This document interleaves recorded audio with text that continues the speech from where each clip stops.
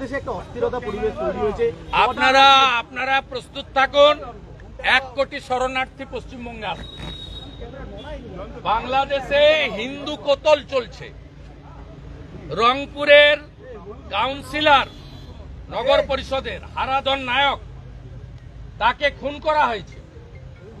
সিরাজগঞ্জে 13 জন পুলিশ খুন হয়েছে, থানার মধ্যে 9 জন হিন্দু। নোয়াখালীতে হিন্দু বাড়ি পোড়ানো হয়েছে। আমি পশ্চিমবঙ্গের মুখ্যমন্ত্রী রাজ্যপালকে বলবো অবিলম্বে ভারত সরকারের সঙ্গে কথা বলুন, কারণ সিএতে পরিষ্কার আছে ধর্মীয় উৎপীড়নের কারণে যদি কাউকে মার খেয়ে আসতে হয় আমাদের দেশ নেবে। এটা অলরেডি পার্লামেন্ট করেছে। আমি আপনাকে বলছি, এই পরিস্থিতি যদি 3 দিনের মধ্যে কন্ট্রোল না হয়, জামাতের হাতে, মৌলবাদীদের হাতে বাংলাদেশ যাচ্ছে। 1 কোটির বেশি হিন্দু শরণার্থীকে নেওয়ার জন্য সবাই মানসিক প্রস্তুতি নেন।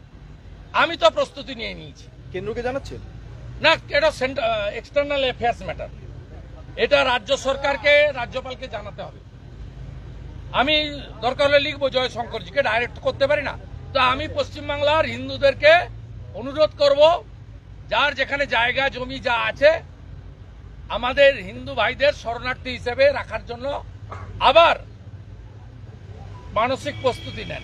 48-71 রোহিঙ্গা যারা বেআইনিভাবে অনুপ্রবেশ করছে, ওরা তো আসবে না, ওদের সরকার হয়ে যাবে।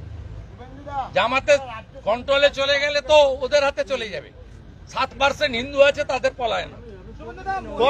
আমাদেরকে নিতে হবে হিন্দু ভাইদের। সিএতে অলরেডি সরকার করে দিয়েছে।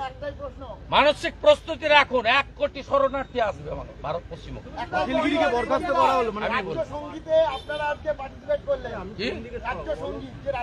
আমরা গতবারে যখন বলা হয় পশ্চিমবঙ্গের জাতীয় সঙ্গীত, আমরা তখন জনগণমন অধিনায়ক করেছি, আমরা স্বীকার করি।